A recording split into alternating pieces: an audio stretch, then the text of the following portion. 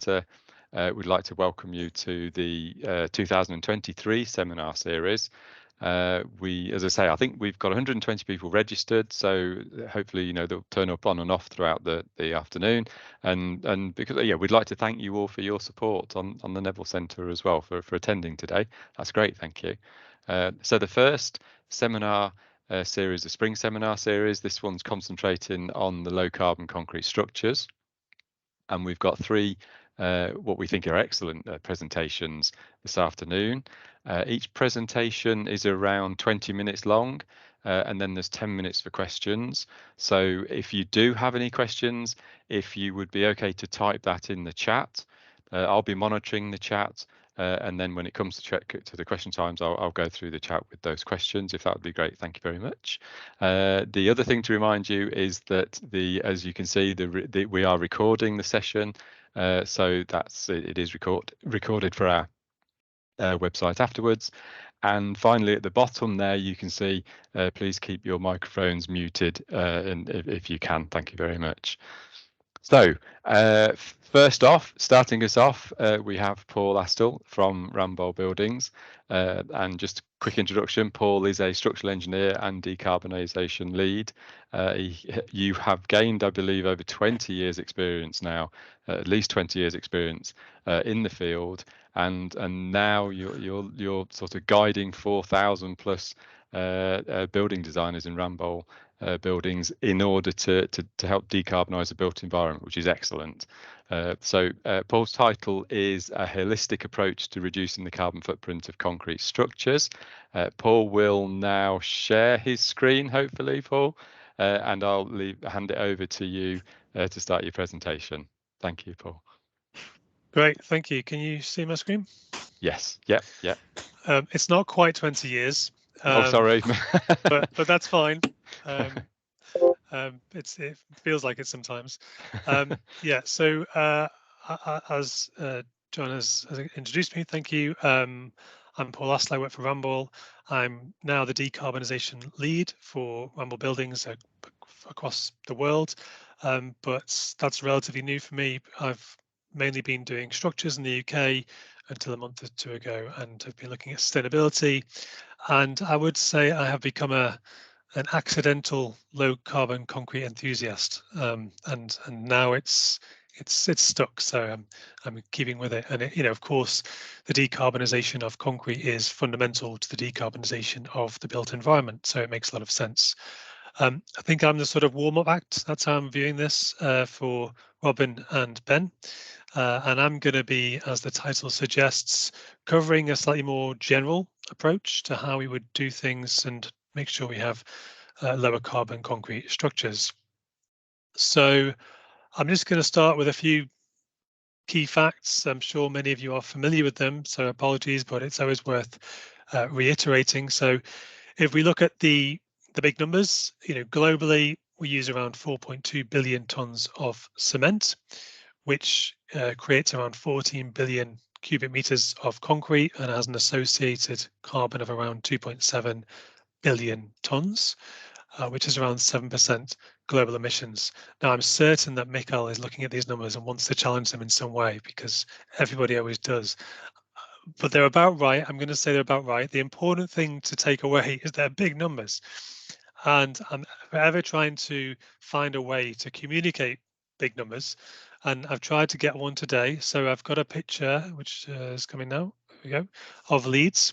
This is courtesy of one of our partners, View City. So a 3D image of Leeds, I hope, at least. I think that's relatively accurate. And if we were to look at the volume, that 14 billion meters cubed of concrete, which we use per annum and globally, and in comparison with Leeds, this is what it looks like, which is a big lump. Now, I mean, it's not that exciting. It's actually less impressive than I thought it was going to be, but I suppose that's volumes for you. But this is a huge lump, and we're making that every year, or we're pouring that every year around the world. So it's a big lump, and it therefore has lots of impacts, as you can sort of see here. And to be clear, those impacts are not just carbon. There was a paper last year that looked at the impacts on health from the concrete industry as well. and that identified significant impacts predominantly associated with air pollution on the health of people around the world, and that in turn has impacts on our economy and society as well. So concrete has obviously a significant impact for greenhouse gases, health. There's also water use and aggregate sourcing, which is another key issue as well. So lots of big impacts, we know. I mean, it makes you wonder why do we use it? But of course, there's some good reasons for using it. And if we look at the Sustainable Development Goals, 3 of those goals really about innovation and infrastructure, sustainable cities and communities, and clean water and sanitation. Those goals really can't be met without using concrete, or let's say a concrete-like material. We need to be able to deliver all these different things in order to lift people out of poverty and make sure that we have a sustainable future. So, you know, whilst there are big impacts, concrete has a really important role to play as well.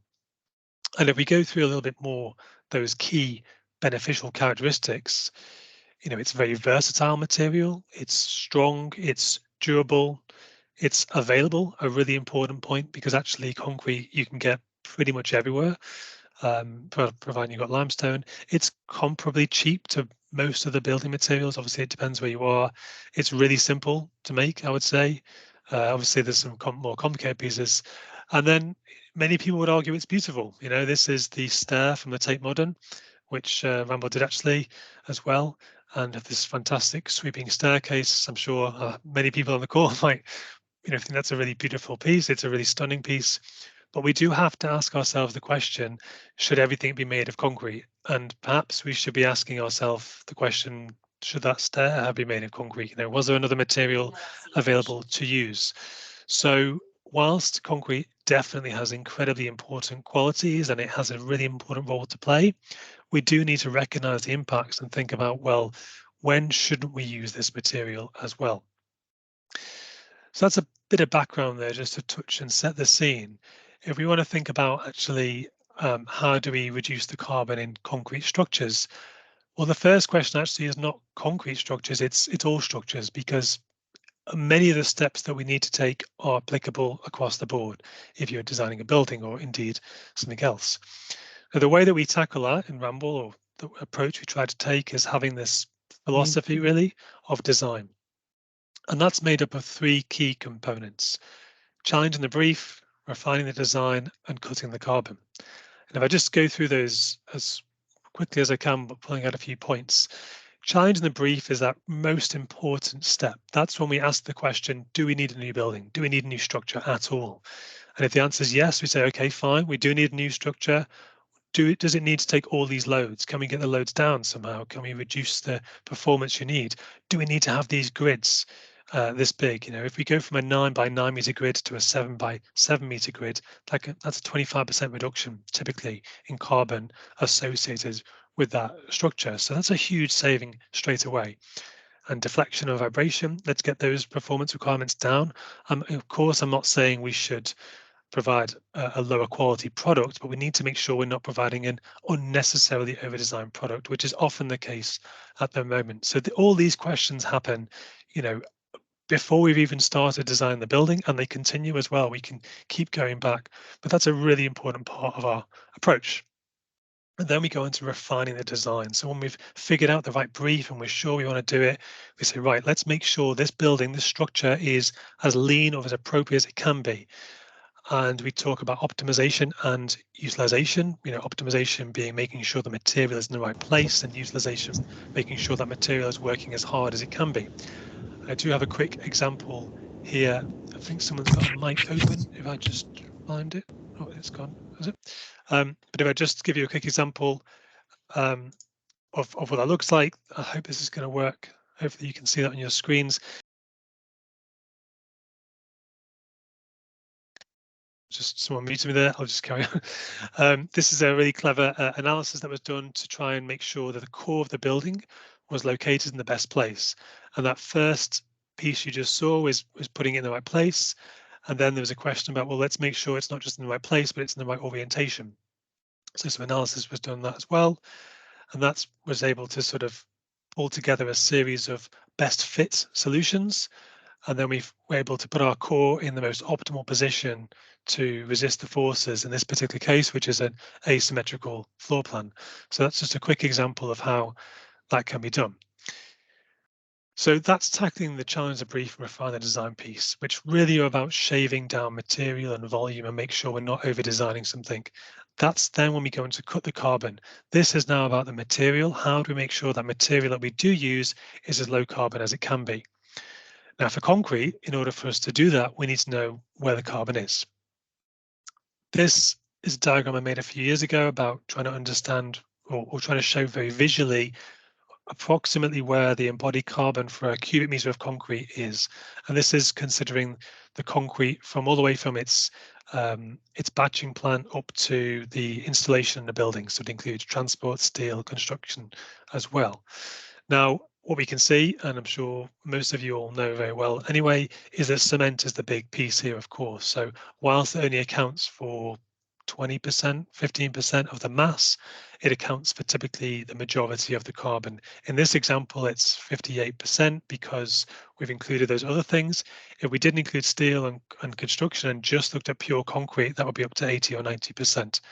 So that's where we need to focus our attention, not exclusively, of course, there's other opportunities to save carbon as well, but certainly if we want to have a big impact quickly, cement has to be the focus of our attention. So we've talked about lots of things there. I'm sorry, I'm probably going a bit quick than I should be, but I'm conscious of time. Let's go back to this question. How do we reduce the carbon in concrete structures? So we've talked about reducing the concrete volume. That was about all those pieces that we do, challenging the brief, refine the design. We've identified that cement is where the lion's share of embodied carbon is in the concrete. So the next question is, let's reduce the cement in the concrete. So we just need to unpack that a little bit more. Many of you will be aware there's a massive range of cement in concrete, anywhere from 200 to 550 kilograms per meter cubed for a general structural concrete, which is a huge range. And that actually stacks up when we've looked at real mixes. This is a study I did a few years ago, looking at about 90 real mixes, and this is the actual numbers from the mix certificate. So it's the real concrete that was poured. And you can just see here in this example showing the cement content, we've got more than double the cement content for a relatively small increase in strength. Now, of course, I know there's people eagerly shouting at the screen that it's not just about strength. And of course, it's not just about strength, it's about durability and other things. But when I saw these numbers, I thought, come on, double? Are we doubling the cement to get those extra qualities? It just doesn't seem right. The spread seems too far. And when you actually go further and pull out those numbers for embodied carbon, it's an even bigger spread because now we're up to around a factor of 3.5 between a C25 in this case and a C32 in terms of embodied carbon. So we have this huge spread of cement content and embodied carbon, which is also linked to cement type. And just to go a little bit further into this example, I then pulled out all the C3240 cases, which you can see here. So on the left, we've got the cement content, which is the height of the stacked bar chart. On the right, we've got the embodied carbon, which is the crosses, and it's organized around that as well. And it's not surprising to see that the distribution is broadly proportional to the quantity of CEM1. No surprise there, really. What I think is important to take away from this, though, is these differences between, for example, mix 5 and mix 17. Now, these are exactly the same cement type. They're exactly the same strength. I can't say they're exactly the same durability because I wasn't able to work that out, but I suspect they're very similar because it's not a huge difference. Now, the difference here in carbon is around 35 kilograms per meter cubed. And if you were to extrapolate that on a medium-sized building, very quickly you'd end up with tens, if not hundreds of tons of additional carbon. And that's just because of the level of cement content. So whilst I know there are other issues and there's construction drivers and lots of things, I am certain that if we challenge this a bit more and really look into it, we'll find ways to reduce cement content straight away. And these are instant gains we can make to reduce carbon, and we should be doing that as well before we have to look at anything more complicated. So that's reducing the cement in the concrete. If we then go into this next step, reducing the carbon in the cement, this is often where actually people think all the ideas are, but as I'm trying to hopefully demonstrate, this is the last step. We know we have a big variety of cements that people can use, and there's different associated embodied carbon with those cements, as we can see. This isn't a full selection, this is just a handful really. Most of them are in BS 8500, the last 5 I think are not. We'll come on to that in a second. I also want to point out if there are any architects on this call that white cement, which is not on here, typically has a value of about 1200 or 1100.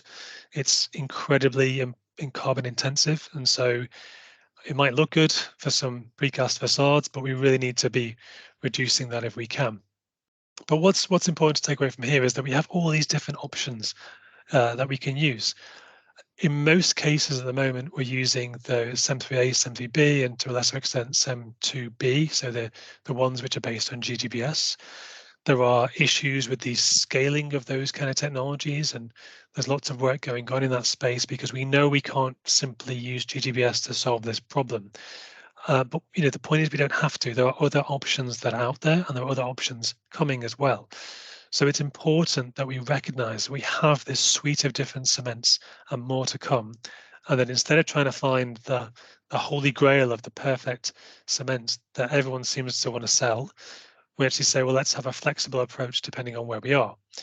And to give another example, this is from last week, I think. I went to the MPA for a meeting, and I asked them very nicely if they'd break out the samples they had of all these different technologies. This is just a selection, but you can really see all these different ideas, and there's some really exciting technology things happening at the moment. We've got concrete using volcanic ash. We've got those new cement blends, which I'm sure many of you are familiar with, that are coming out soon, which will allow limestone, GGBS blends. We've got concretes that are using carbon as a curing agent. We've got SCMs that are taking on carbon as well. So, and there's even recycled concrete paste and the potential opportunities with that. So there's this huge suite of exciting opportunities coming up. And again, what it really reiterates is that we need to be flexible in the future and find different solutions for different applications. This is a really nice piece of work by Miguel, amongst others. So I thought I should have it on here, but it's really useful. It's a really good report, and if you haven't seen it, I would recommend looking it up. And there's some really good work here to try and map some of these different technologies. It's a constantly moving landscape, and it's really difficult to do, but broadly speaking, you can see the different categories here. We've got these clinker replacements that are going on. So many of those things we're already familiar with, but it's just taking them to the next step. We've got things that are reducing the carbon in Portland cement, which of course is also super important for us to do anyway, because Portland cement is a fantastic binder. We've got non-Portland cements as well that are coming through, and then we've got CCUS, which includes taking carbon out of the Portland cement process, as well as other technologies which are seeking to use carbon that's captured. So there's a whole range, and again, look at this document. I haven't got time to look at all these in detail, but there's some really exciting things that are happening. And so, as I say, that the takeaway really is that we need to be flexible. Now, there's a question about how do you put that into practice? So if I was to just go through how we typically specify concrete, we start with durability and strength. We produce a specification. We go to tender and procurement. Often you get caveats from the tenderers, and it's often procured very late. And then we go to construction. There's lots of program pressure, and there's additional construction requirements as well. The problem with this is that it's very linear. It's a one-way street. There's barriers to communication. We don't get any feedback often. There's lots of time pressure, which means that it's almost impossible to even discuss something new. And embodied carbon is rarely talked about, if ever. And this does not lend itself to the idea of trying to be flexible and look for opportunities. But if carbon were the priority, we might start with a flexible specification, go to tender and procurement, try and get that early involvement. And I'm sure Ben's going to talk about some of this stuff later. Look for opportunities to save carbon. Maybe there's a new technology we can use that would feed back into our specification. We would get to construction. We'd consider the construction drivers, think about how the program is going to work, and then again feed that back into the specification. And that process, that much more collaborative, iterative process, would lead us to a final specification which actually places carbon front and center and tries to reduce it holistically. And this is an example of where we've attempted to implement that. This is a real project where we took our concrete specification, which is the the standard thing we do, and we supplemented that with a low carbon concrete plan, which provides lots more information and lots more ideas, and actually places a lot more requirements on the contractor as well to measure carbon and to look at ways of predicting the carbon in the concrete, thinking about different seasonal variations, etc., etc. This was linked to a Concrete Zero initiative, which again, I'm afraid I don't have time to talk about, but is really interesting if you want to look it up. We had the client behind us on this as well, which really helped. And so this has really brought that supply chain together. We've had a much more iterative, collaborative approach, and it's led to the next project with them really starting to develop this even further.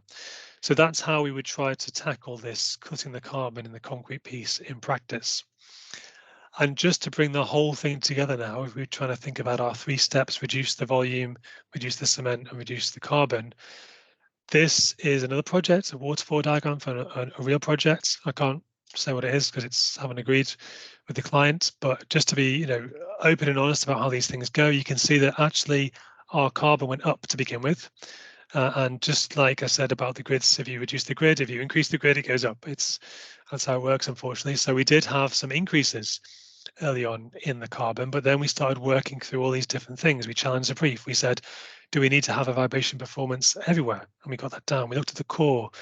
We started looking at all these different steps, and you can see that every time we managed to shave a little bit more off. We had a big step over here, which is to do with that identifying lower carbon concretes. We've actually got these remaining steps that are still happening now, which is looking at wind tunnel testing to bring down the lateral loads even further, as well as looking at refining the rebar. So this is how we try to bring that philosophy, put it into practice, and bring it all together in order to go through this process of reducing the concrete volume, the cement, and the carbon in the cement. So that was a very quick whistle-stop tour. Sorry, lots of information there. Hopefully that was useful, and happy to take any questions if there are any. Thank you, Paul, for that. There actually aren't any in the chat because I think everyone's been so engrossed in your presentation, so they've not got around to writing them yet. Well, I mean, I have a quick one for you, and I've sort of written it down here. I know you may not know this, know the answer to this, but it's extremely interesting to myself and to Mikkel as well for what we're working on at the moment. What if you look at the balance of what you can do through design, and I think you called it sort of volume, but through design, and compare that to what you can do in terms of the material, is there any sort of, is it say, a 10% difference in design and a 50% in, difference in material, or is it more even than that? Have you got a feel for that yet? I mean, I would say that it's probably more in design, but the thing is, actually, you don't measure it necessarily because, in order to measure it, you have to start off with this enormous design and say that's where we're coming from, and then you reduce it. Whereas if your start opening gambit is, do we need to have a structure, then you kind of don't record that you've not got the structure. So what's happening particularly at the moment is there is a far greater awareness of reusing structures as well and trying to refurb first or extend them. And again, that's where you can make massive savings, enormous. Yeah. So that reimagining stage early on, I think, has a greater benefit. I think at the moment, because the default option for lower carbon concrete is to use something GGBS based, and that offers a big chunk of instantaneous saving. That's a little bit distorting, I think, if I'm honest with you, because actually, we can't all do that. We can't all scale it. And so the potential there is smaller at the moment, although that might change as more technologies come on. But I think the most important thing we do is focus on that design piece, not just because of the carbon, but because of those other impacts as well, and the fact that we want to reduce, resource consumption and waste generation at the end of its life as well. So I think carbon, it could go either way. I think it could easily be design, but I think that's still the most important space to focus on. Oh, brilliant! Thank you. Yeah, no, that's quite encouraging for us then, because yes, there's obviously a lot, there seems to be much more focus in research on the material, and very few of us looking in terms of the design. So, you know, I know there are several people who are doing very good work on the design side. So it's good. That's quite encouraging. Thank you for that. So have we got? There are no more questions in the chat. We've got a Yes, few, I think, John. we've got Sorry. yes. Now we've got one coming through. I don't know if can you see that, Yes. Paul? Yes. Okay. So from Arpit.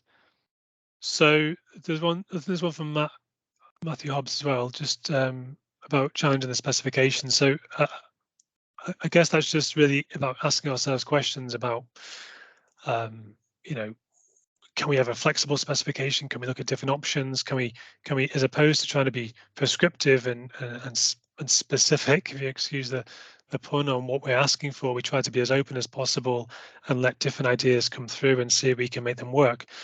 There are limitations, of course, but hopefully they will become less onerous in the future. Not sure if that's quite the answer, but I'm going to leave that there and just answer the next one. So it is reducing cement volume.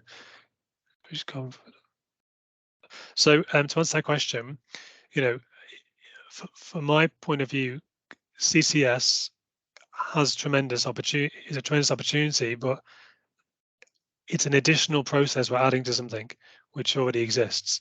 And in my view, that automatically adds complexity and risk and also requires more energy. So I would always say that we should reduce demand, whether that's through the concrete, the cement in the concrete, or both of those. That surely is the first step we should always take. And then perhaps CCS is the answer for any residual emissions, but I don't think it should be our first port of call. There's a few more. So comparing our existing building stock with normal design practice, we are giving the future industry lots of things to build again. Are we giving? You know, I think that's sort of the question about DFD there. Really, are we designing for deconstruction perhaps in the future? And I think that that's starting to increase. I don't think it's quite there in a common way just yet, but there's definitely going to be an increase in people being able to reuse structures, reuse materials, concrete elements, and indeed try and find ways to actually reprocess concrete itself as well. We've got a question about carbon emission from concrete. Is the cost difference of using alternative? Sorry, do you need to wrap up, John? No, you're okay. No, please, Paul, carry on. Yeah. A part of carbon emission from concrete is the cost difference of using alternative in place of concrete. Do? I think the answer is it can do. I think the question is about whether or not is it cheaper, I guess, to use something different, and you know, that's very sensitive to lots of market factors. But it's the answer is it can be, which is not very helpful, I know, but it's probably the real one. Huge numbers of like low carbon concretes coming to market. Do you have any particular favourites? Yeah, okay, that's a charged question, I think. I would try and be as objective as I can be. I think we need to look at all options that are available and see what technologies are coming through and what's applicable to your project.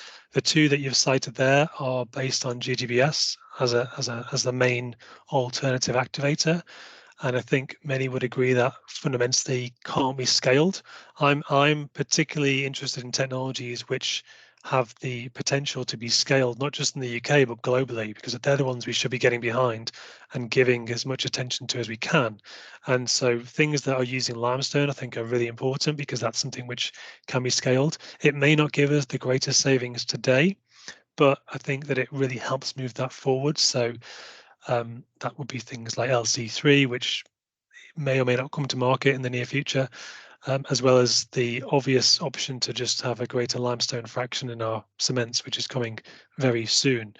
But to go back to Will's question, there's a few of us trying to work out a way to provide some more objective information so people can identify technologies. And I would again recommend the work by Mikhail and Aurelio and John Cullen that has looked to just map them out for you. So have a look and you can see the different approaches. And it also looks at where they are in terms of their development commercial readiness.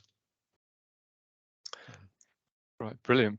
Paul, I think that's, yeah, no more questions, and that's perfect timing. So thank you very much for that very interesting presentation again. And so, yeah, and good luck with all of that in Ramboll. That project that you were doing, that you would manage to ramp things down, that looks quite impressive. We might come back to you on something like that. I don't know how much information we can get, but it's relevant, as I say, to what we're doing at the moment. So brilliant. Yeah, that project, I think they'll be happy to share it in the future, I would imagine. I Yeah, just didn't have yeah, time to really agree with them, so yeah. I'm sure we can do something on that. Great stuff. No, thanks again, Paul, for that. Okay. All right. So moving on to our second presentation, we have Robin Oval, who's at Princeton University. Hi, Robin. You're Hi right. everyone. Hi. So Robin is a structural design engineer and researcher. And I've got down here that you have a lot of research focus on design and construction of architected structural patterns applied to topologies like grid shells, and vaults. So hence your title, ACORN's Oak, is a prototype low carbon segmented concrete shell building floor system. And you're going to talk about that for us now. Thanks, Robin, for that. Over to you. Thank you, John. Hi everyone. Yeah, my talk will be more about the structural components. So a research project that we've done in Cambridge, Bath, and Dundee for a couple of years, and I will present specifically the prototype with which we concluded the project last year. I will try to cover. Give an overview of the different topics of the project, and I'm happy to take questions to dive deeper into the different aspects. So first, there was a project funded by UKRI on the Transforming Construction Industry scheme. So our point was to automate concrete construction because so we've seen the impact of concrete structures, and our statement we made is that this is mainly due, or big contribution is due to the fact as to how we build concrete structures. We tend to have prismatic components, whether it's flat slabs, beams, etc. And we were more interested into more complex geometries, natural geometries that follow the force flow. But the challenge of realizing those lies in how do we build those, and for this we're relying on automation or automating design and construction. So there was a project between the three universities of Bath, Cambridge, and Dundee, and I was particularly involved in the shell team, let's say, so based in Cambridge, so under the supervision of John Orr. A couple of colleagues were focusing on construction, digital construction, in partnership with our colleagues from Bath, so led by Paul Shepherd, and we had this holistic approach, a dialogue between design and construction so that design is informed by the construction process, but also we develop construction techniques that actually that are relevant for the type of structure we want to develop. And so I start with the end. So the prototype that we produced, so we are focusing on building floors because for concrete floors, so concrete buildings, floors represent at least half or majority of the volume.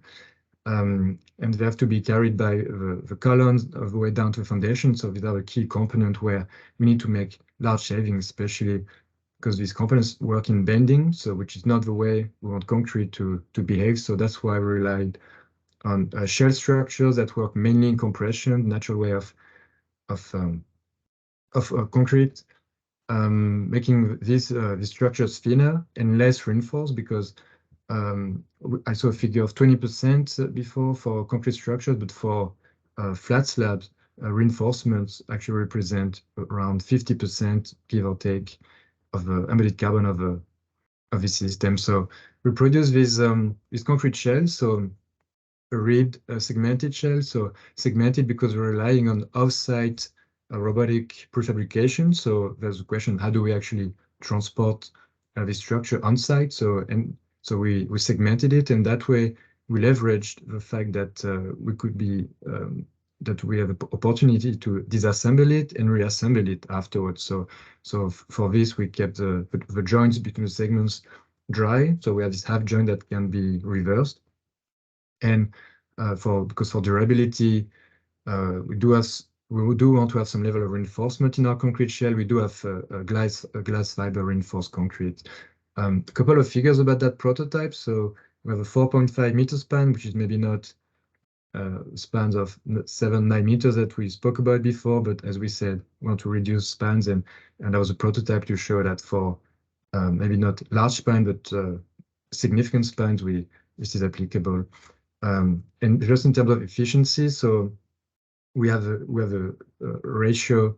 We have a ratio of thickness to span around the one of the next shell, so 1/100th of a span, and that's a structural weight of 100 kilograms per square meter.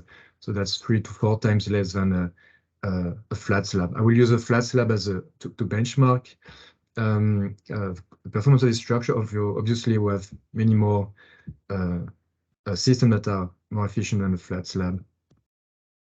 So, as concept of structure in terms of structural design, so we are form finding the shell so that for the main loads, primary loads, so the dead loads, it works mainly in compression, and then there will be some variation against asymmetrical loading, live load, but we're form finding this shell to have mainly a compression only behavior for this.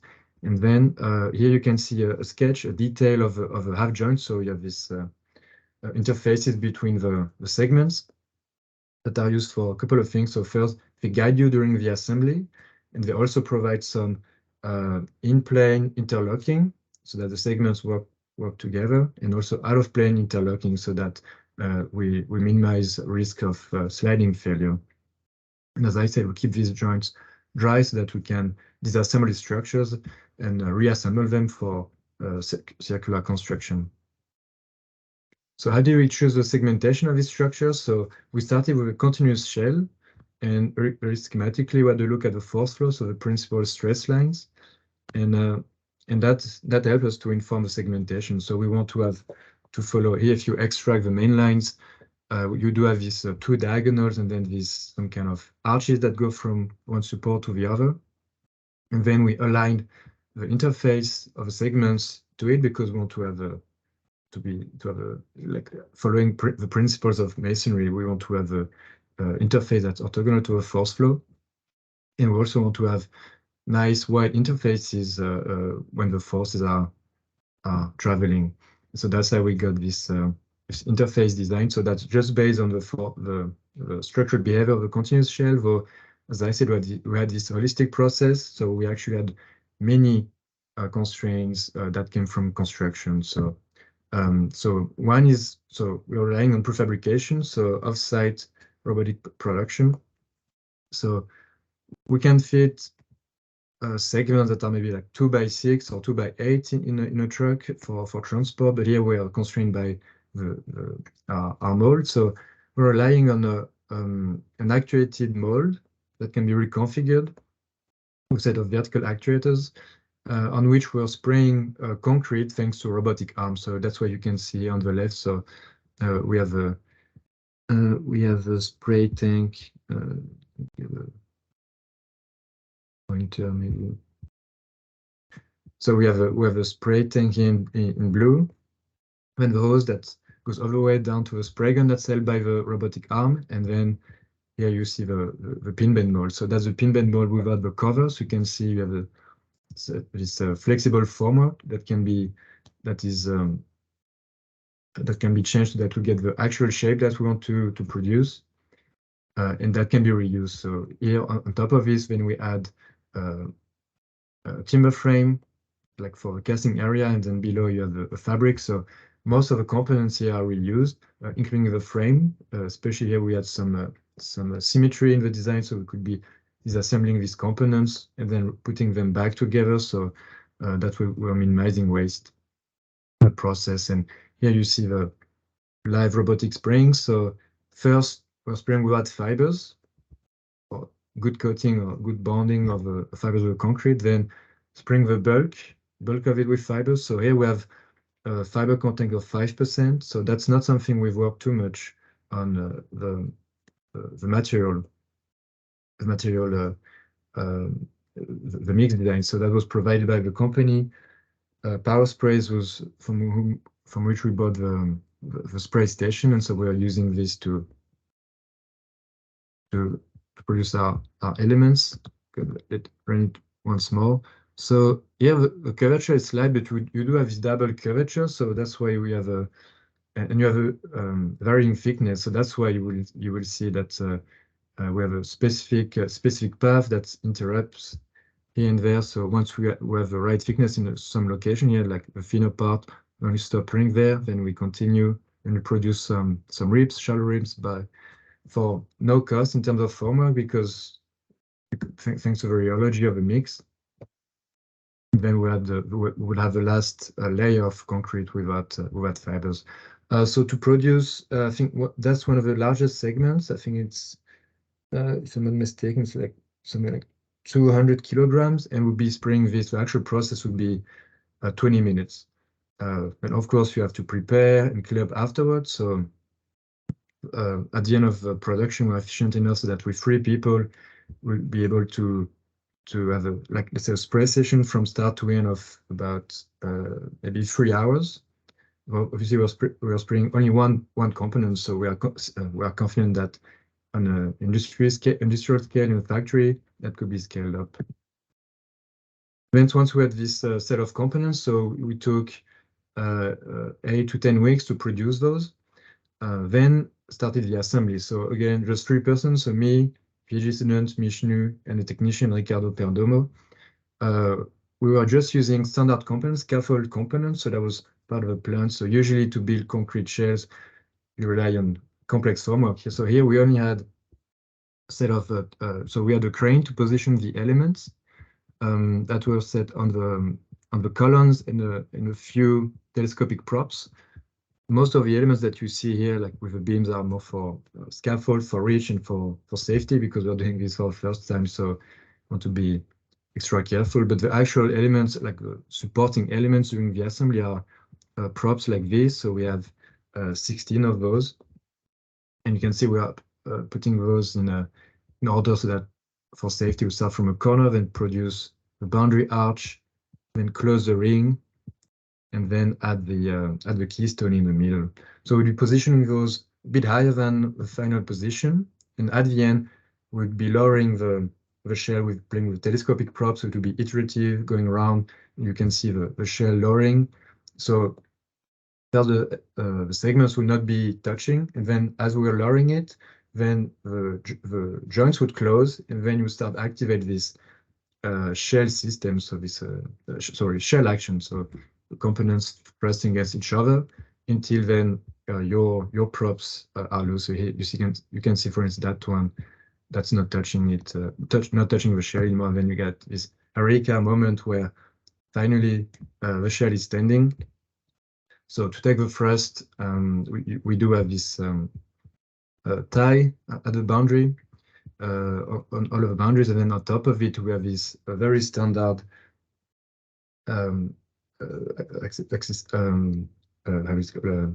level floor. So that's very standard in many office buildings, made of tiles that are sitting on this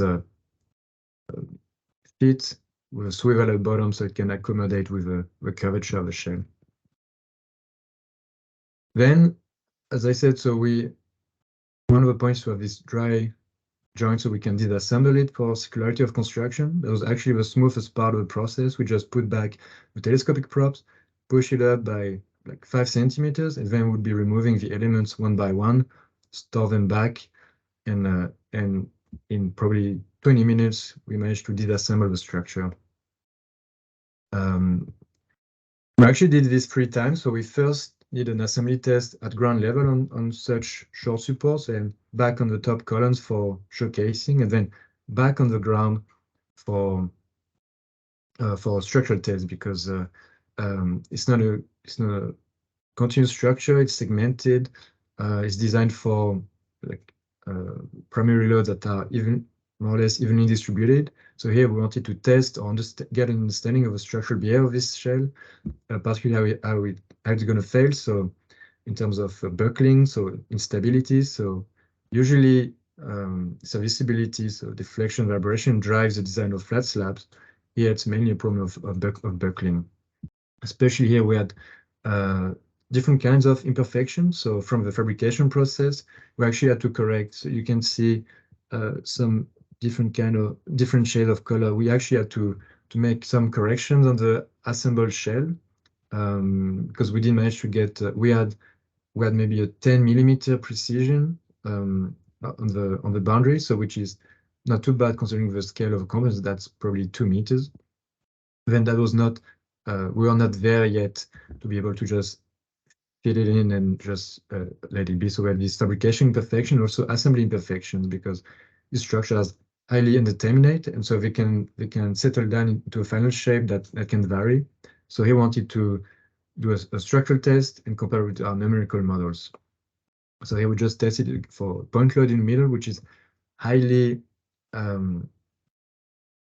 highly conservative, or it's like almost worst case scenario.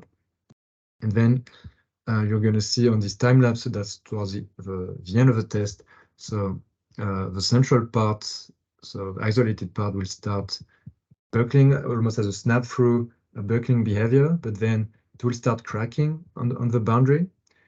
You will have large deformation along it, and then that will propagate large displacements to the adjacent segments, and then you would see some kind of a wave with that part going up, as you can see, that part going down because of the imperfection, and then we would get that kind of failure. So you can see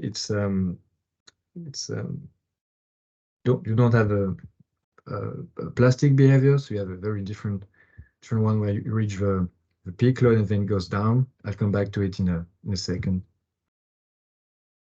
So that was our prototype. So in terms of the drive of the project was to reduce environmental impact. So if we simplify it to carbon reduction, we knew we were on the right path because in terms of material, we had a lightweight shell structure, though a high carbon material because of a spray process. That's something we did not work on. That's actually a similar problem that people have in 3D printing.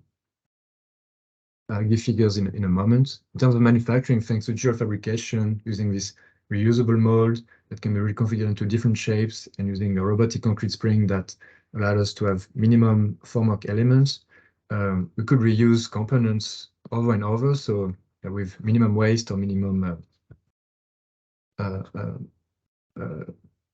minimum and also productivity.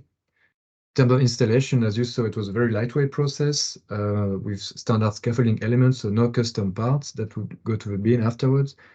And it was designed and detailed so that we can assemble it and disassemble it, as we did 3 times for circular construction. So if we have a look at the numbers, so here we only did the cradle to gate carbon impact. So we got 75 kilograms of CO2 equivalent per square meter. So again, if I benchmark it against a flat slab, it's 60% less embodied carbon and also 70% less mass, which is important because that's less load on the foundations and the columns. The material is the largest part of the embodied carbon, particularly so the cement. So something about the cement, we have a 1-to-1 ratio cement-sand because of a specific process. We want to be able to spray it. And we haven't worked on that part, so that's something key. So even though we perform well, we still have a lot more that we can save. So we have this beautiful stainless steel rods around on the boundaries. That's like a large component of embodied carbon, but of course that can be converted into a more simpler solution than stainless steel. And here we had 5% carbon fiber content, which was very high. That was due, and because we have this uniform fiber distribution. So what we need to work on is both lowering the cement content in the concrete so that it's still sprayable, and also have a more graded fiber distribution. We want it to be, because we don't have high tensile forces in it. We have many compression forces. We do want to have durability, but we should be able to lower the average percentage of fiber in it and also have a more graded distribution. Things we haven't taken into account here is the impact of on-site construction, but as I said, it was very lightweight, and we haven't taken into account the benefits of being able to reuse it, and we haven't taken into account the potential to lower to size down the other elements in the building. So here we spoke mainly about engineering and construction, but there are many other considerations we include so that it's actually not just a fancy rule, but something that we can integrate into our regular buildings. In terms of depth use, so it is of course deeper than a flat slab, but it's actually, if you integrate building services between this level floor and the shell, and then if you don't mind using 30 centimeters in the corner of your room, we don't use that much depth. So the acoustic, you do have a concave surface that tends to create this bad acoustic effect, but with there are solutions to improve this, structural solutions, but also architectural solutions. Was segmented, it's easily to seal for sound, heat, and fire. In terms of vibration, we haven't done a thorough test, but these structures are lightweight and stiff, so we know we're on the right path to get high eigen frequencies. So fire safety, we are below the 10 centimeter rule, but we don't have any steel reinforcement, and so we don't have the same requirement as to necessary thickness for protection. In terms of robustness, so that's a key thing. So these structures are very sensitive to because it's masonry structures, they're very sensitive to displacement of the supports, and because you're not allowed to have tension through the interfaces. So what we love to investigate more is to have deeper ribs than the shallow ones we had, and include post-tensioning, so unbonding post-tensioning to allow disassembly. So there are usually the questions I get at the end, so that's why I'd like to mention them first and to have interesting discussions. So can get more details here in the different publications that are coming up. Because there's many topics into the project, that topics we've covered, topics we haven't covered, but I'm happy to take questions. Thank you for your attention. Thank you, Robin. Thank you. I really enjoyed that. Thank you. I'll let you go on a little bit longer. So we haven't got long for questions, but at the moment we've only got one question from Howard. I'm not sure if you can see the chat, but Howard says, given that we are all looking to extend building life, how would the shell system react with building alterations, say like cutting holes through floors? So, well, unless if you cut a hole close to the column, that can deal really well with holes. So that's usually what people do when they talk about topology optimization. That's where can we put holes without losing too much structural performance. So if you put a hole in the center of structure, like far from this main load path, that would not be a problem. Again, these structures are extremely hyperstatic, so it's not as if a hole would interrupt a beam, it would interrupt the surface, so forces could flow around. Yes. So can you see the next one? Yeah. For reinforcement, I've read that textile reinforcement was used for 2 meter span shell. That's 4.5. The same type of reinforcement. So it's not a textile reinforcements. So these are short fibers that are. So when you're spraying with a robot, you have a continuous thread that's being fed into the spray gun and chopped at the end. So here the fibers were 25 mil long and spread around. So that's it's not a textile mesh. It's like a soup of short fibers. And Nicholas, yeah. I did try at some point this textile reinforcement, like as a mesh, but because these things they're nice, they're simply curved. So if you map them on a cylinder, that works really well. But actually here we have double curvature, so the thing tends to warp. So it's very hard to position it and then automate that positioning. Yeah. How does the floor plate deal with vibration loading? The plate on top of so Nicholas, do you mean the floor plate on top of the shell or the actual the shell itself? So when we did the actual shell itself. Yeah. Okay, thank you. So yeah, we used the Arab app, a very simple thing. We didn't have time to do a vibration test, but we had eigenfrequency that were higher than, I think we're at 8, so higher than the 4 Hz that's recommended. So again, these are very lightweight and these are very stiff. Some deflections are basically nothing. So we will need to do more, but it does behave really well for against deflections and vibrations.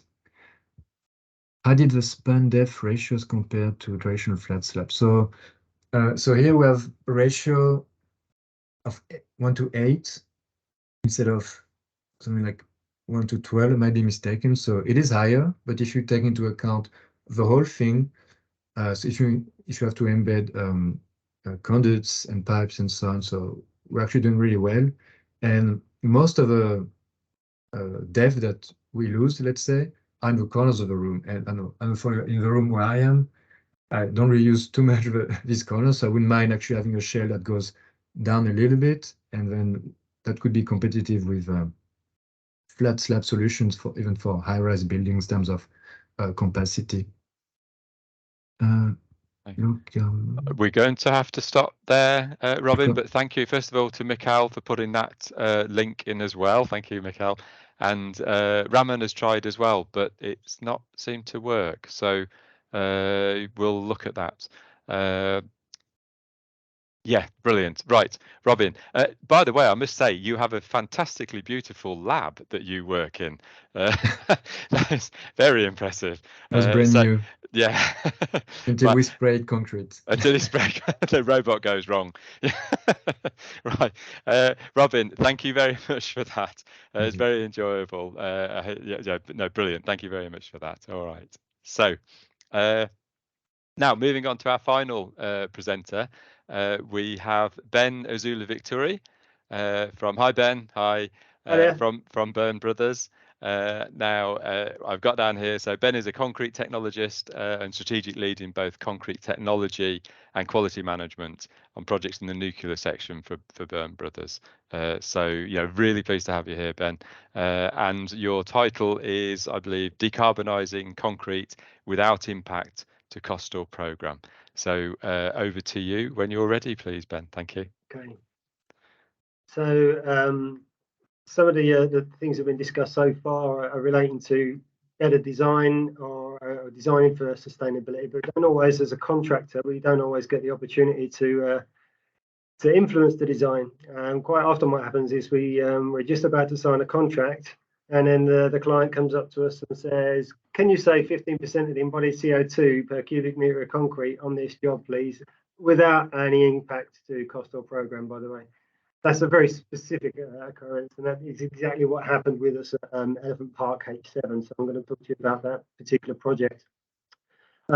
This is a few items on a timeline that span back over the last 10 years, and I'm pretty keen to make it clear that Byrne's we've done a lot of work on H7 using GGBS, and that's not the be all and end all of our sustainability ambitions, and it shouldn't be that that's the case for the industry either. We know that there are issues with long-term supply of GGBS. It's going to be a definite problem in the long term, probably in the medium term. But right here and right now, and when you're just signing a contract and the client wants you to do something, our only option really then is to maximise cement replacements, and GGBS is the most valuable tool we've got in that toolkit there. So the Elephant Park project is South London. It's a 25-storey tower and 4 9-storey mansion blocks. And literally, as I just described, but just as we were about to sign the contract, the client said, can you save 15% of the embodied CO2? Obviously, they didn't want an extended programme, and they didn't want to pay any extra money for it as well. Now, the benchmark was a project neighbouring plot, which had been completed by another contractor not long before, and they gave us the mixed designs from contractor X, and they gave us the volumes and structural elements that those mixes had been used in. So we then were charged with trying to beat what contractor X had done by 15%. And in fairness, we never got to find out if contractor X were ever given a sustainability brief, but we kind of took it as what we have been asked to do was take the industry norm and shave a big chunk of carbon out of the structure. I've already sort of alluded to the fact that there's issues with GGBS supply, and it really is one of the biggest and best options for the short term. There's a big argument that it's a finite resource, GGBS, and we're importing it from other parts of the planet, which is inflating the costs, and as a result, that's depriving poorer customers and clients and countries the opportunity to decarbonise their own concrete. We certainly haven't run out of GGBS, and a few years ago, some may recall that when one of the cement plants in the UK broke down, within 2 to 3 days there was rationing of CEM1 across the UK until the plant was up and running and they caught up on the backlog. So there's a 2 to 3 day hand-to-mouth relationship in the CEM1 sector. Well, in terms of GGBS, when one of the biggest steel mills in the world went out of action last year in Ukraine, Mariupol, I have to say I was pretty terrified that all of our projects were going to come to a grinding halt, because the industry just really relies on GGBS for a lot of technical reasons, not sustainability just, but for technical reasons in this part of the world, certainly in this part of the UK. We've never run out of GGBS. We've never had that happen to us. So that the hand-to-mouth issue is just not there as it is with CEM1. And that means that in the meantime, until there are alternatives in place, we have to rely on GGBS. And we are working really hard on alternative products. Geopolymers, AACMs, we're hoping to get a big calcined clay pour in May on one of our projects. But in the meantime, it's GGBS. So that was the challenge. And the way we looked at that, we took contract exit mixes and the volumes that they'd used in different structural elements, and we used Factory 18 from the Mineral Products Association to calculate the embodied CO2 for each structural element.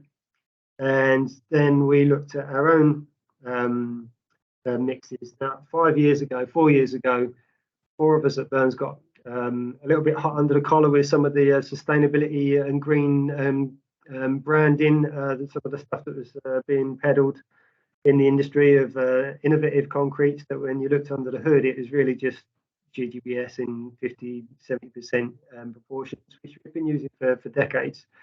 So we thought that was completely disingenuous to brand something up and pretend it was something special when it was business as usual. And another thing that was getting under our skin a bit was the whole idea that the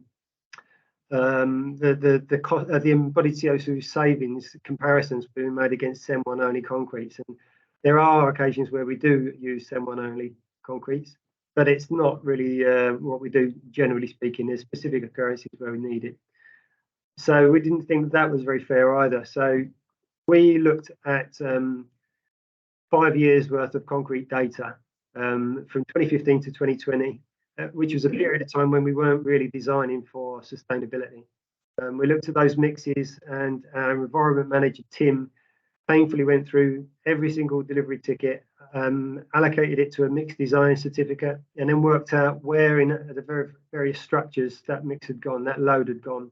So we were then able to tell with great granularity what our embodied CO2 was for different strength classes of different structural elements across a 5-year period. So we took the average in each of those elements and strength classes, and that became our baseline. Then we looked at the best performing in each of those elements, and that became our target for every job that we do now, because we knew that it worked, and we knew that it wasn't going to impact on the project because we'd done it when we weren't even thinking about sustainability. But then we looked at, again, as they said, well, if we were to rethink those mixes for sustainable purposes, how far could we push the cement replacements? So this was our first opportunity to really prove what we called our stretch targets, this challenge from the client. So we looked at a whole range of different mixes for different applications, and just explained and persuaded the site team to try what we were hoping to achieve. On a monthly basis, we were reporting to not just to the project or internally, but we were reporting externally to a lot of interested parties. So Every month we would give an analysis of what had been poured that month. So you might see some spikes or troughs in the embodied CO2 per cubic meter, and this would give us an idea of why that might actually be for any given month. Now, in the deep rafts, we would nearly always be putting at least 70% slag in to mitigate temperature development. So there's not an awful lot you can do when you're already putting a high proportion in. What you can see here is that our company benchmark was 70% over that 5-year period. The 2 yellow lines there are the mixes that we used predominantly, and you can see we used 75% GGBS for nearly half of the deep raft foundations, and the other half was 75% GGBS with 9.5% limestone powder. Now, at the moment, limestone powder isn't included in the cement calculation. When BS 8500 gets revised later this year, it will be more flexible with ternary blends, where you'll be able to mix 2 or 3 different cement replacements. And that same mix will then actually be reported as 77% replacement. So it's just accounting, really. And we just want to make people aware that when the standard changes, it might look at first value that the amount of replacements people are using is going up, but actually it's exactly the same mix with a little bit of a margin. The win for us on this particular element was we managed to use 75% as the average across all of the deep rafts. The jump form, the company baseline for that 5-year period was 30%. So that was our baseline. Our target was 50%. During the critical path, when the jump was on the critical path, the guys obviously didn't want to take any chances, so they put it down to the 20% mixes that we would typically use in that kind of time of year. As soon as it was up the critical path, they switched straight back to the 50% replacement mixes, and they finished the job. They finished the core with 50% replacements. So you can see there we achieved an overall 42% replacement and an average of 291 kilograms of carbon per cubic meter. Again, that was quite a big jump from our 30% to 42% when our stretch was 50. I keep just going to go back to that. The key thing with that is actually one of the things that often happens with the cores of the building. We race to the top as quickly as we can, and there's not really much of a benefit from doing that. It's just that we've got to the top really quickly. But rethinking the way that you're using concrete for the same design, and rethinking what is actually urgent, and it doesn't always have to be full pelt and production. Actually, changing the way we actually build slightly might actually help us benefit with sustainability as well. The biggest win of all of this for me was over the years I've had nose-to-nose arguments with engineers that you can't put more than 15% slag in a PT slab. So the industry normally has your winter mix, which is SEM1 only. It's one of those rare occasions where we do just use SEM1. And then in the summer there'll be a 15% slag mix. That tends to be the industry attitude to what can be done. It's not a restriction in any of the standards or codes of practice. It's just the way the industry thinks things are. So we gave our site team, as I said earlier, we gave them a range of mixes for all the different applications, and we gave them, you can see there, we had a SEM1 only, we had a 20% replacement, 30%, 40%, 40% with, or 35% with 10% limestone powder. So we had a whole range of different mixes there. This is only the ones that they used, but there is probably another 7 or 8 mixes there that they didn't rely on at all. And 80% of the PT slabs on that project were done with 30 to 40% replacement, which is just such a fantastic win for us. And that was all at no impact to cost of program. Sure enough, we had 1 or 2 pours where there was a bit of delamination because the weather was cold and there was high GGBS replacement. That is something we had to repair, and that's something we'd always be mindful of on any kind of structure, whether it's PT or not. That's kind of business as usual. And if you've got a summer and a winter mix, then the site teams are always looking at that perfect opportunity to make the switch from one to the other. Once in the winter, and once in the autumn, and once in the spring. All we were doing is giving them another dozen mixes and saying we want you to be looking at it all the time. And rather than we start with a 40% mix, if it doesn't quite work, don't just throw the baby out with the bathwater and go back to the same one only and say this doesn't work. Go down to the 35% mix, go down to the 30 mix, then the 25, and if it's going nicely, go back up again. So they were making incremental changes throughout the entire job. There were one or two occurrences where we didn't quite get the stressing times we were hoping for, but again, this is nothing new to PT construction, PT slab construction, or any of the kind of construction we do. So overall, there was no impact to the program from doing any of these, from trying these different mixes.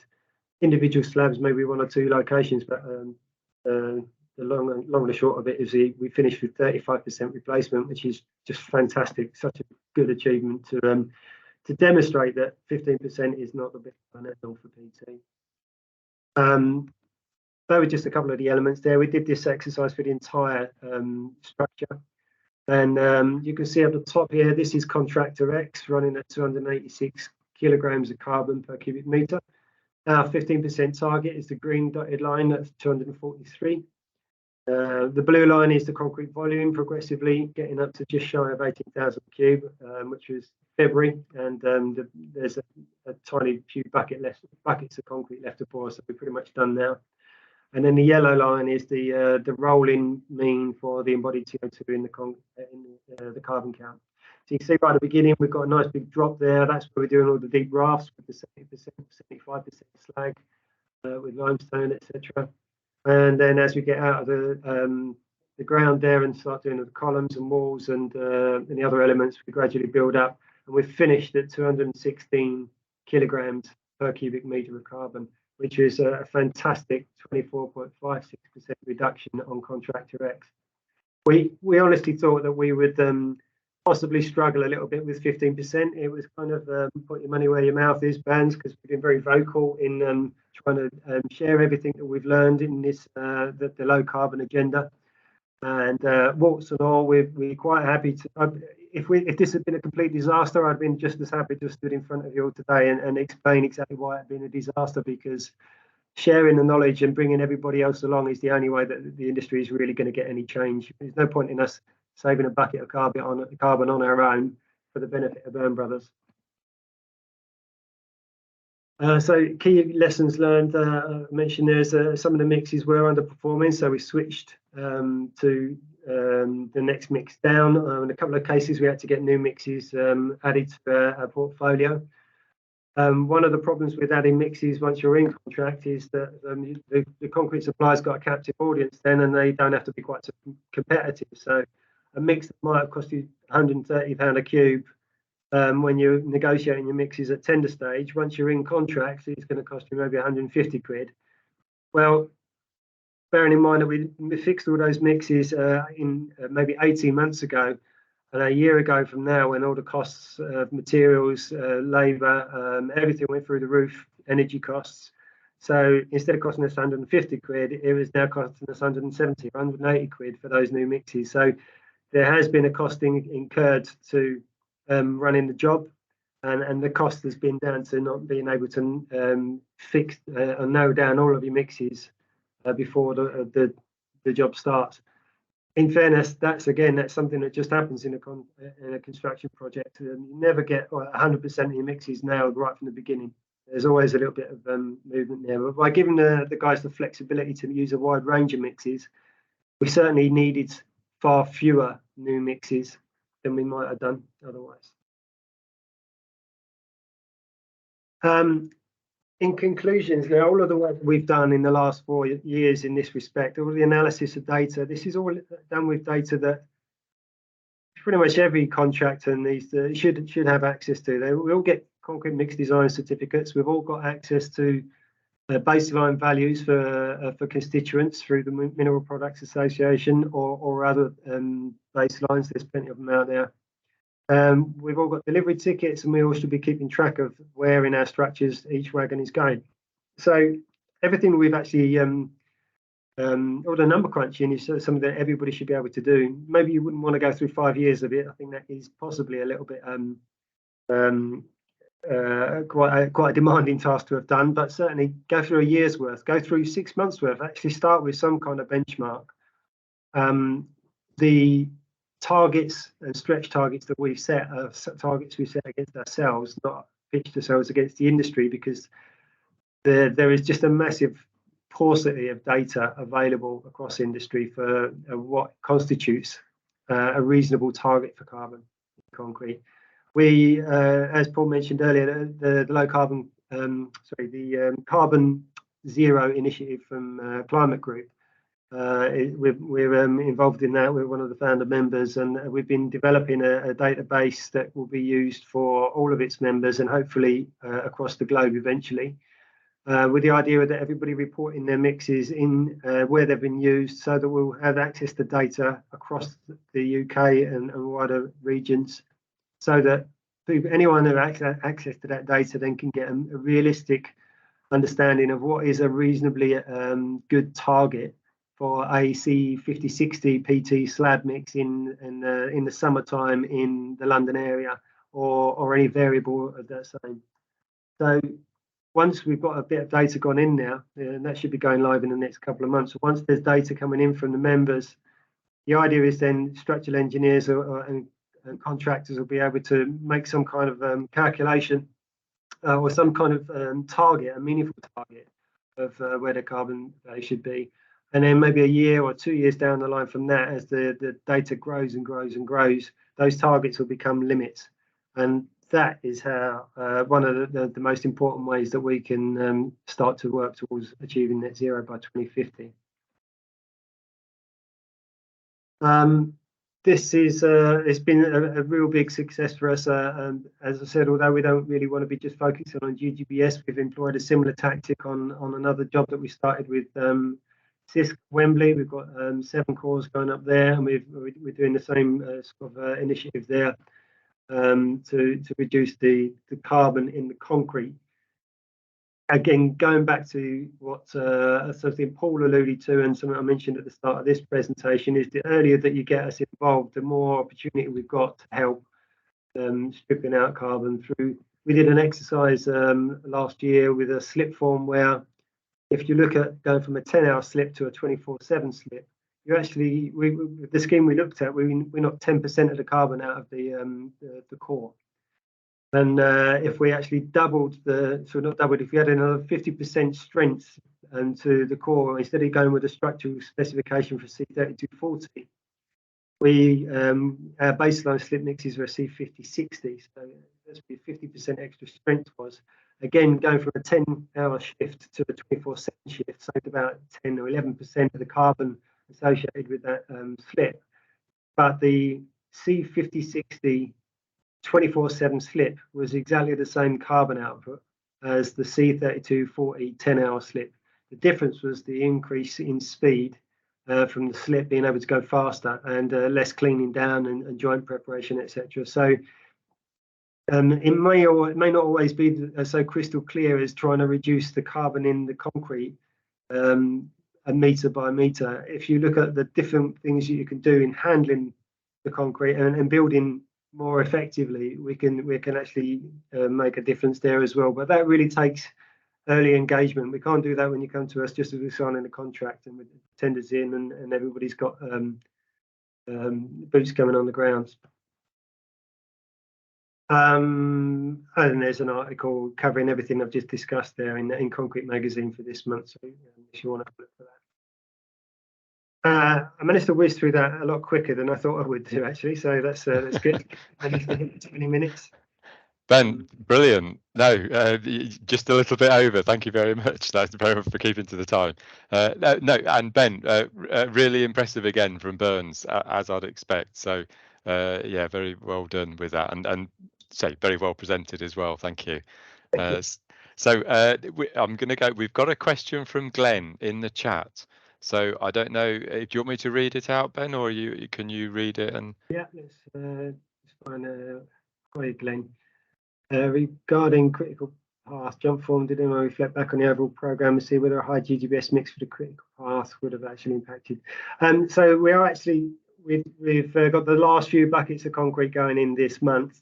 And the intention is we want to do a much bigger case study than we've presented in Concrete Magazine and in the slides that we just ran through. So one of the other things that we were doing is in collaboration with Robert Bird Group, who are the structural engineers on the job. We've been working on piloting the carbon monitoring assessment tool that Concrete Zero produced, I mentioned earlier on. So that database is currently at Rev 7, and we've been trying to populate that.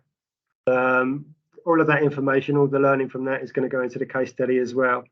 Our gut feel, we've talked about it loosely, but we haven't had the opportunity to crunch the numbers yet because the guys are still working on the project. But the gut feel is that we probably could have pushed it a bit more from 20% replacement, but maybe not much further, maybe 25, 30%. In reality, depending on the time of year, 20% to 40% is unlikely to make a massive difference, but they certainly weren't going to take the chance while it was on a critical path. Yeah, thanks for that, because I'm intrigued of how many projects we all worked on where we've shot up on the critical path of a structure, and you go back and it's just an empty shell of a structure for months and months before any follow-on trade arrives. And we say it's a critical path because we think it is, or it's planned as, but then it never is. And trying to get into that wider aspect, holistic aspect of construction is because we all face the same barriers. And trying to get around those is and really understand actually, is it truly critical path?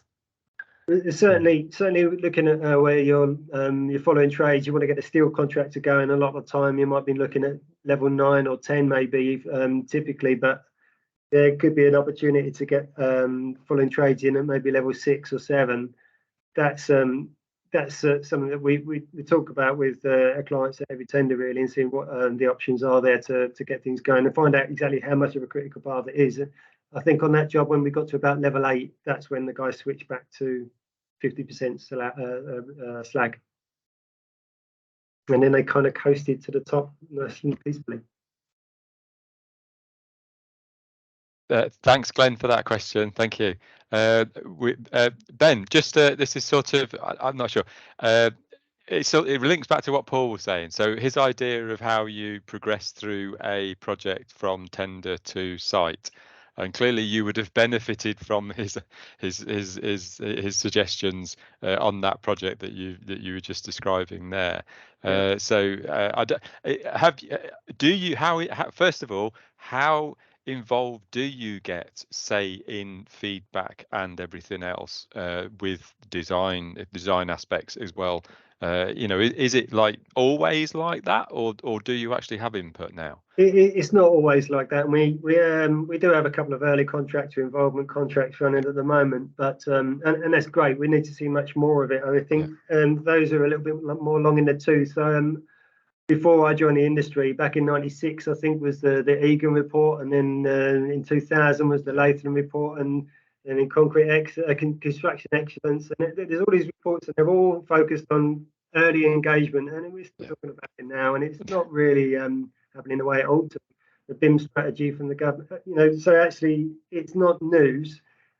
If you spend a bit more time and a bit more money on the design phase and get the right stakeholders around the table at the beginning, there's a good chance you're going to save money in the construction phase. But if for some reason it doesn't happen, one of the things that definitely prohibit us we were prohibited from doing an Elephant Park is looking at innovative concretes. There was a question earlier on about cement-free products, and a couple were listed there. And we're under an NDA on a suite of trials to do design assisted by testing. The data that we produced from that 5-year analysis report, that was fed into the low carbon concrete group for the ICE route map to specification.